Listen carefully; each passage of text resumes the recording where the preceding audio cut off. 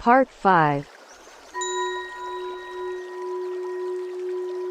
Part 5. At Kusinara, last place of rest. Then the Blessed One addressed the Venerable Ananda, saying, "Come, Ananda, let us cross to the farther bank of the Hiranyavati, and go to the Malas Sala Grove, in the vicinity of Kusinara." "So be it, Lord." And the Blessed One, together with a large company of bhikkhus, went to the further bank of the river Hiranyavati, to the Sala Grove of the Malas, in the vicinity of Kusinara. And there he spoke to the Venerable Ananda, saying, "Please, Ananda, prepare for me a couch between the twin Sala trees, with the head to the north. I am weary, Ananda, and want to lie down." "So be it, Lord." And the Venerable Ananda did as the Blessed One asked him to do. Then the Blessed One lay down on his right side, in the lion's posture, resting one foot upon the other, and so disposed himself, mindfully and clearly comprehending. At that time the twin Sala trees broke out in full bloom, though it was not the season of flowering. And the blossoms rained upon the body of the Tathagata and dropped and scattered and were strewn upon it in worship of the Tathagata. And celestial mandarava flowers and heavenly sandalwood powder from the sky rained down upon the body of the Tathagata, and dropped and scattered, and were strewn upon it in worship of the Tathagata. And the sound of heavenly voices and heavenly instruments made music in the air out of reverence for the Tathagata. And the Blessed One spoke to the Venerable Ananda, saying, "Ananda, the twin Sala trees are in full bloom, though it is not the season of flowering. And the blossoms rain upon the body of the Tathagata, drop, scatter, and are strewn upon it in worship of the Tathagata. And celestial coral flowers and heavenly sandalwood powder from the sky rain down upon the body of the Tathagata, and drop and scatter and are strewn upon it in worship of the Tathagata. And the sound of heavenly voices and heavenly instruments makes music in the air out of reverence for the Tathagata. Yet it is not thus, Ananda, that the Tathagata is respected, venerated, esteemed, worshipped, and honored in the highest degree. But, Ananda, whatever bhikkhu or bhikkhuni, layman or laywoman, abides by the Dhamma, lives uprightly in the Dhamma, walks in the way of the Dhamma, it is by such a one that the Tathagata is respected, venerated, esteemed, worshipped, and honored in the highest degree. Therefore, Ananda, thus should you train yourselves. We shall abide by the Dhamma, live uprightly in the Dhamma, walk in the way of the Dhamma." The grief of the gods. At that time the Venerable Upavana was standing before the Blessed One, fanning him. And the Blessed One rebuked him, saying, "Move aside, bhikkhu, do not stand in front of me." And to the Venerable Ananda came the thought, this Venerable Upavana has been in attendance on the Blessed One for a long time, closely associating with him and serving him. Yet now, right at the end, the Blessed One rebukes him. What now could be the reason, what the cause for the Blessed One to rebuke the Venerable Upavana, saying, "Move aside, bhikkhu, do not stand in front of me"? And the Venerable Ananda told his thought to the Blessed One. The Blessed One said, "Throughout the tenfold world system, Ananda, there are hardly any of the deities that have not gathered together to look upon the Tathagata. For a distance of 12 yojanas around the Sala Grove of the Malas in the vicinity of Kusinara there is not a spot that could be pricked with the tip of a hair that is not filled with powerful deities. And these deities, Ananda, are complaining, 'From afar have we come to look upon the Tathagata.' For rare in the world is the arising of Tathagatas, Arhats, and fully enlightened ones. And this day, in the last watch of the night, the Tathagata's Parinibbana will come about. But this bhikkhu of great powers has placed himself right in front of the Blessed One, concealing him, so that now, at the very end, we are prevented from looking upon him. Thus, Ananda, the deities complain. Of what kind of deities, Lord, is the Blessed One aware? There are deities, Ananda, in space and on earth, who are earthly minded. With disheveled hair they weep, with uplifted arms they weep, flinging themselves on the ground, they roll from side to side, lamenting. Too soon has the Blessed One come to his Parinibbana. Too soon has the Happy One come to his Parinibbana. Too soon will the eye of the world vanish from sight. But those deities who are freed from passion, mindful and comprehending, reflect in this way. Impermanent are all compounded things. How could this be otherwise? Ananda's concern. Formerly, Lord, on leaving their quarters after the rains, the bhikkhus would set forth to see the Tathagata, and to us there was the gain and benefit of receiving and associating with those very revered bhikkhus who came to have audience with the Blessed One and to wait upon him. But, Lord, after the Blessed One has gone, we shall no longer have that gain and benefit. 4 places of pilgrimage. There are 4 places, Ananda, that a pious person should visit and look upon with feelings of reverence. What are the 4? Here the Tathagata was born. This, Ananda, is a place that a pious person should visit and look upon with feelings of reverence. Here the Tathagata became fully enlightened in unsurpassed, supreme enlightenment. This, Ananda, is a place that a pious person should visit and look upon with feelings of reverence. Here the Tathagata sat rolling the unexcelled wheel of the Dhamma. This, Ananda, is a place that a pious person should visit and look upon with feelings of reverence. Here the Tathagata passed away into the state of Nibbana in which no element of clinging remains. This, Ananda, is a place that a pious person should visit and look upon with feelings of reverence. These, Ananda, are the 4 places that a pious person should visit and look upon with feelings of reverence. And truly there will come to these places Ananda, pious bhikkhus and bhikkhunis, laymen and laywomen, reflecting. Here the Tathagata was born. Here the Tathagata became fully enlightened, in unsurpassed, supreme enlightenment. Here the Tathagata sat rolling the unexcelled wheel of the Dhamma. Here the Tathagata passed away into the state of Nibbana in which no element of clinging remains. And whoever, Ananda, should die on such a pilgrimage with his heart established in faith, at the breaking up of the body, after death, will be reborn in a realm of heavenly happiness. Then the Venerable Ananda said to the Blessed One, How, Lord, should we conduct ourselves towards women?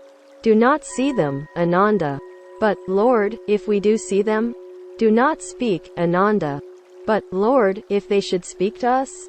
Then, Ananda, you should establish mindfulness. Then the Venerable Ananda said, How should we act, Lord, respecting the body of the Tathagata? Do not hinder yourselves, Ananda, to honor the body of the Tathagata. Rather you should strive, Ananda, and be zealous on your own behalf. For your own good. Unflinchingly, ardently, and resolutely you should apply yourselves to your own good. For there are, Ananda, wise nobles, wise Brahmins, and wise householders who are devoted to the Tathagata, and it is they who will render the honor to the body of the Tathagata. Then the Venerable Ananda said, But how, Lord, should they act respecting the body of the Tathagata? After the same manner, Ananda, as towards the body of a universal monarch. But how, Lord, do they act respecting the body of a universal monarch?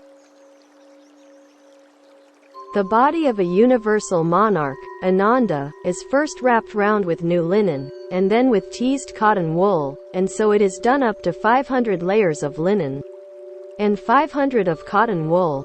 When that is done, the body of the universal monarch is placed in an iron oil vessel, which is enclosed in another iron vessel. A funeral pyre is built of all kinds of perfumed woods, and so the body of the universal monarch is burned, and at a crossroads a stupa is raised for the universal monarch. So it is done, Ananda, with the body of a universal monarch. And even, Ananda, as with the body of a universal monarch. So should it be done with the body of the Tathagata. And at a crossroads also a stupa should be raised for the Tathagata. And whosoever shall bring to that place garlands or incense or sandal paste, or pay reverence, and whose mind becomes calm there, it will be to his well-being and happiness for a long time. There are 4 persons, Ananda, who are worthy of a stupa. Who are those 4? A Tathagata, an Arhat, a fully enlightened one is worthy of a stupa. So also is a Pratyekabuddha, and a disciple of a Tathagata, and a universal monarch. And why, Ananda, is a Tathagata, an Arhat, a fully enlightened one, worthy of a stupa? Because, Ananda, at the thought, this is the stupa of that blessed one, Arhat, fully enlightened one, the hearts of many people will be calmed and made happy, and so calmed and with their minds established in faith therein, at the breaking up of the body, after death, they will be reborn in a realm of heavenly happiness. And so also at the thought, this is the stupa of that Pratyekabuddha, or this is the stupa of a disciple of that Tathagata, Arhat, fully enlightened one, or this is the stupa of that righteous monarch who ruled according to Dhamma. The hearts of many people are calmed and made happy, and so calmed and with their minds established in faith therein, at the breaking up of the body. After death, they will be reborn in a realm of heavenly happiness. And it is because of this, Ananda, that these 4 persons are worthy of a stupa. Ananda's grief. Then the Venerable Ananda went into the vihara and leaned against the doorpost and wept. I am still but a learner, and still have to strive for my own perfection. But, alas, my master, who was so compassionate towards me, is about to pass away. And the Blessed One spoke to the bhikkhus, saying, Where, bhikkhus, is Ananda? The Venerable Ananda, Lord, has gone into the vihara and there stands, leaning against the door-post and weeping. I am still but a learner, and still have to strive for my own perfection. But, alas, my master, who was so compassionate towards me, is about to pass away. Then the Blessed One asked a certain bhikkhu to bring the Venerable Ananda to him, saying, Go, bhikkhu, and say to Ananda, Friend Ananda, the Master calls you. So be it, Lord. And that bhikkhu went and spoke to the Venerable Ananda as the Blessed One had asked him to. And the Venerable Ananda went to the Blessed One, bowed down to him, and sat down on one side. Then the Blessed One spoke to the Venerable Ananda, saying, Enough, Ananda. Do not grieve, do not lament. For have I not taught from the very beginning, that with all that is dear and beloved there must be change, separation, and severance. Of that which is born, come into being, compounded, and subject to decay, how can one say, may it not come to dissolution? There can be no such state of things. Now for a long time, Ananda, you have served the Tathagata with loving kindness in deed, word, and thought, graciously, pleasantly, with a whole heart and beyond measure. Great good have you gathered, Ananda. Now you should put forth energy, and soon you too will be free from the taints. Praise of Ananda. Then the Blessed One addressed the bhikkhus, saying, Bhikkhus, the blessed ones, arhats, fully enlightened ones of times past also had excellent and devoted attendant bhikkhus, such as I have in Ananda. And so also, bhikkhus will the blessed ones, arhats, and fully enlightened ones of times to come. Capable and judicious is Ananda, bhikkhus, for he knows the proper time for bhikkhus to have audience with the Tathagata, and the time for bhikkhunis, the time for laymen and for laywomen, the time for kings and for ministers of state, the time for teachers of other sects and for their followers. In Ananda, bhikkhus are to be found 4 rare and superlative qualities. What are the 4? If bhikkhus, a company of bhikkhus should go to see Ananda, they become joyful on seeing him, and if he then speaks to them of the Dhamma, they are made joyful by his discourse, and when he becomes silent, they are disappointed. So it is also when bhikkhunis, laymen, or laywomen go to see Ananda, they become joyful on seeing him. And if he then speaks to them of the Dhamma, they are made joyful by his discourse, and when he becomes silent, they are disappointed. In a universal monarch, bhikkhus are to be found 4 rare and superlative qualities. What are those 4? If bhikkhus, a company of nobles should go to see the universal monarch, they become joyful on seeing him, and if he then speaks, they are made joyful by his talk, and when he becomes silent, they are disappointed. So it is also when a company of Brahmins, of householders, or of ascetics goes to see a universal monarch. And in just the same way, bhikkhus in Ananda are to be found these 4 rare and superlative qualities. The past glory of Kusinara. When this had been said, the Venerable Ananda spoke to the Blessed One, saying, "Let it not be, Lord, that the Blessed One should pass away. In this mean place, this uncivilized township in the midst of the jungle, a mere outpost of the province, there are great cities, Lord, such as Kampa, Rajagaya, Savatthi, Saketa, Kosambi, and Benares. Let the Blessed One have his final passing away in one of those. For in those cities dwell many wealthy nobles, and Brahmins and householders who are devotees of the Tathagata, and they will render due honor to the remains of the Tathagata." Do not say that, Ananda. Do not say, "This mean place, this uncivilized township in the midst of the jungle, a mere outpost of the province." In times long past, Ananda, there was a king by the name of Maha, who was a universal monarch, a king of righteousness, a conqueror of the 4 quarters of the earth, whose realm was established in security, and who was endowed with the 7 jewels. And that king Maha, Ananda, had his royal residence here at Kusinara, which was then called Kusavati, and it extended 12 yojanas from east to west, and 7 from north to south. And mighty, Ananda, was Kusavati, the capital, prosperous and well populated, much frequented by people, and abundantly provided with food. Just as the royal residence of the deities, Alakamanda, is mighty, prosperous, and well populated, much frequented by deities and abundantly provided with food, so was the royal capital of Kusavati.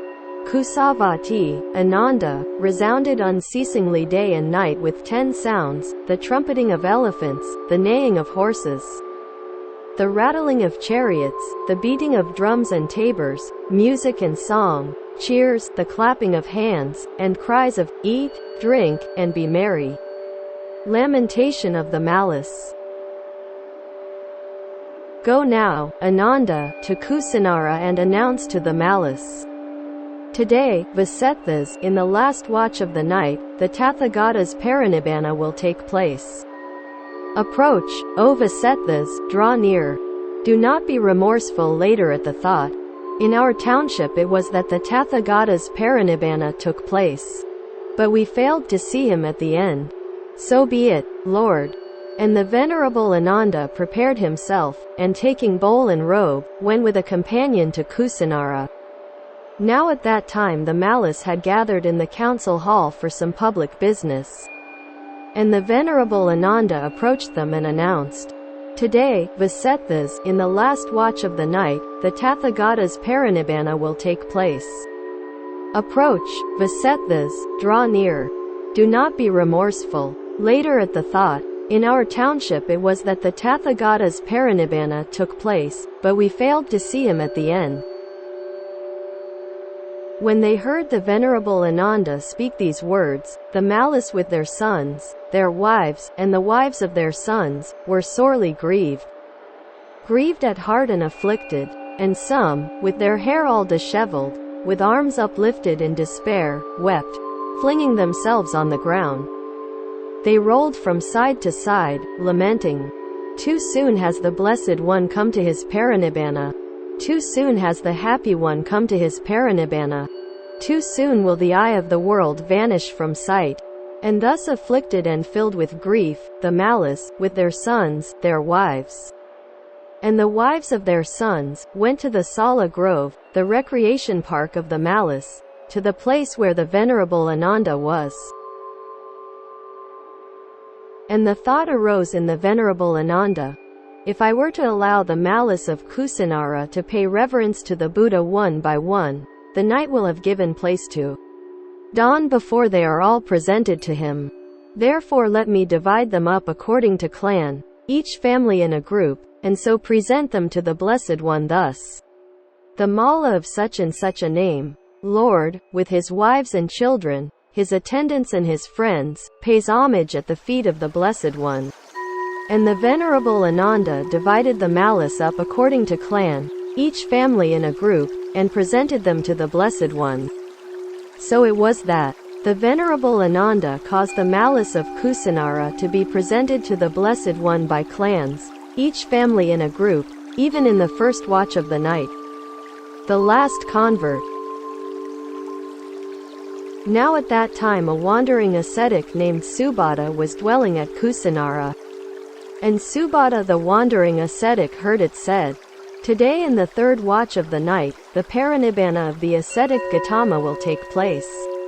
And the thought arose in him, I have heard it said by old and venerable wandering ascetics, teachers of teachers, that the arising of Tathagatas, Arhats, fully enlightened ones, is rare in the world. Yet this very day, in the last watch of the night, the Parinibbana of the ascetic Gautama will take place. Now there is in me a doubt, but to this extent I have faith in the ascetic Gautama, that he could so teach me the Dhamma as to remove that doubt. Then the wandering ascetic Subhata went to the Sala Grove, the recreation park of the malice, and drew near to the Venerable Ananda, and told the Venerable Ananda his thought. And he spoke to the Venerable Ananda, saying, "Friend Ananda, it would be good if I could be allowed into the presence of the ascetic Gautama." But the Venerable Ananda answered him, saying, "Enough, friend Subhata. Do not trouble the Tathagata. The Blessed One is weary." Yet a second and a third time the wandering ascetic Subhata made his request, and a second and a third time the Venerable Ananda refused him. And the Blessed One heard the talk between them, and he called the Venerable Ananda and said, "Stop, Ananda. Do not refuse Subhata. Subhata, Ananda, may be allowed into the presence of the Tathagata. For whatever he will ask me, he will ask for the sake of knowledge, and not as an offense. And the answer I give him, that he will readily understand." Thereupon the Venerable Ananda said to the wandering ascetic Subhata, "Go then, friend Subhata, the Blessed One gives you leave." Then the wandering ascetic Subhata approached the Blessed One and saluted him courteously. And having exchanged with him pleasant and civil greetings, the wandering ascetic Subhata seated himself at one side and addressed the Blessed One, saying, "There are, Venerable Gautama, ascetics and Brahmins, who are heads of great companies of disciples, who have large retinues, who are leaders of schools, well known and renowned, and held in high esteem by the multitude, such teachers as Purna Kassapa, Makali Gosala, Ahita Kesakambali, Pakuta Kakayana, Sanjaya Belatipada, Nagantha Natapada. Have all of these attained realization, as each of them would have it believed, or has none of them, or is it that some have attained realization and others not?" Enough, Subhata, let it be as it may, whether all of them have attained realization, as each of them would have it believed, or whether none of them has, or whether some have attained realization and others not. I will teach you the Dhamma, Subhata. Listen and heed it well, and I will speak. So be it, Lord. The lions roar. And the Blessed One spoke, saying, In whatsoever Dhamma and discipline, Subhata, there is not found the Noble Eightfold Path, neither is there found a true ascetic of the first, second, third, or fourth degree of saintliness. But in whatsoever Dhamma and discipline there is found the Noble Eightfold Path, there is found a true ascetic of the first, second, third, and fourth degrees of saintliness. Now in this Dhamma and discipline, Subhata, is found the Noble Eightfold Path, and in it alone are also found true ascetics of the first, second, third, and fourth degrees of saintliness. Devoid of true ascetics are the systems of other teachers. But if, Subhata, the bhikkhus live righteously, the world will not be destitute of arhats.